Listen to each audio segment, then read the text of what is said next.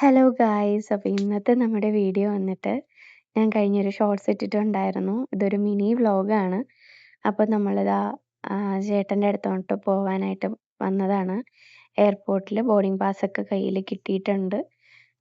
നേരെ നമ്മൾ വെയിറ്റിംഗ് ഏരിയയിലോട്ട് വന്ന് അപ്പൂസ് കുറച്ച് ടൈം അവിടെ ഒന്ന് സ്പെൻഡ് ചെയ്തിട്ട് നമ്മുടെ ഗേറ്റ് ഓപ്പൺ ആയിട്ടുണ്ടായിരുന്നു. അങ്ങനെ നമ്മളിതാ നേരെ ഫ്ലൈറ്റിലോട്ട് കയറിയിട്ടുണ്ട്.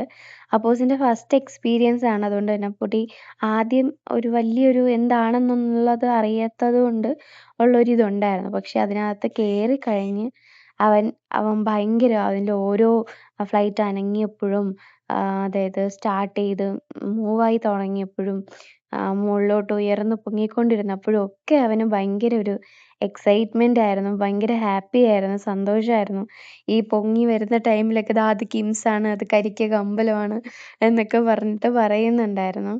അവൻ അത്രയും സന്തോഷമായിട്ടുള്ള ഒരു എന്താ സംഭവമായിരുന്നു. അവനാണ് പറഞ്ഞത് വീഡിയോ ഇടമ്മ, വീഡിയോ ഇടമ്മ എന്നൊക്കെ പറഞ്ഞിട്ട്. അപ്പൂസ് പറഞ്ഞിട്ടാണ് ഞാൻ ഈ വീഡിയോ ഒക്കെ എടുത്തിട്ടുണ്ടായിരുന്നത്. ഡേ ടൈം ആയതുകൊണ്ട് തന്നെ നമുക്ക് നല്ല രീതിയിൽ വ്യൂസൊക്കെ കാണാൻ പറ്റിയിട്ടുണ്ടായിരുന്നു.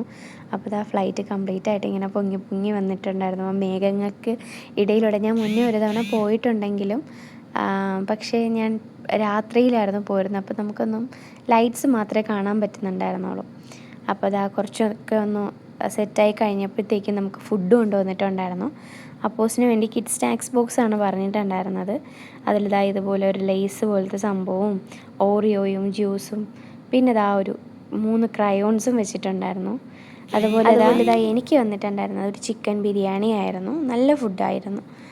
അപ്പോൾ ഇതാ ഫുഡൊക്കെ കഴിച്ച് കഴിഞ്ഞ് റെഡി സെറ്റായതിന് ശേഷം സ്നാക്സ് ബോക്സിൽ തന്നെ ഒരു പ്രിൻ്റ് പോലെ ഉണ്ടായിരുന്നു. അത് അപ്പൂസ് ഇങ്ങനെ കളർ ചെയ്തുകൊണ്ടിരിക്കുകയാണ്. 3 കളർ വെച്ചിട്ട് എങ്ങനെയാണ് ഞാൻ ഇത്രയും കളർ ചെയ്യുന്നതെന്നൊക്കെ പറഞ്ഞിട്ടിരിക്കുകയാണ്. അവസാനം ദാ ഈ ഒരു രീതിയിൽ അവൻ ചെയ്ത് വെച്ചിട്ടുണ്ട്.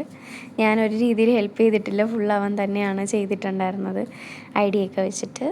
അതൊക്കെ കഴിഞ്ഞപ്പോഴും കുറച്ചൊരു 1-1.5 മണിക്കൂർ അപ്പൂസ് ഉറങ്ങിയിട്ടുണ്ടാവും. എനിക്ക് വലിയ രീതിയിൽ ഉറക്കം വന്നില്ല, ചെറുതായിട്ടൊന്ന് മയങ്ങിയത് മാത്രമേ ഉണ്ടായിരുന്നുള്ളൂ. ഞാനിങ്ങനെ പുറത്തോട്ട് വെട്ടായതുകൊണ്ട് നമുക്ക് നല്ല രീതിയിൽ പുറത്തോട്ട് നോക്കാൻ പറ്റുന്നില്ലായിരുന്നു. കണ്ണൊക്കെ ഒരുമാതിരി വരുന്നുണ്ടായിരുന്നു.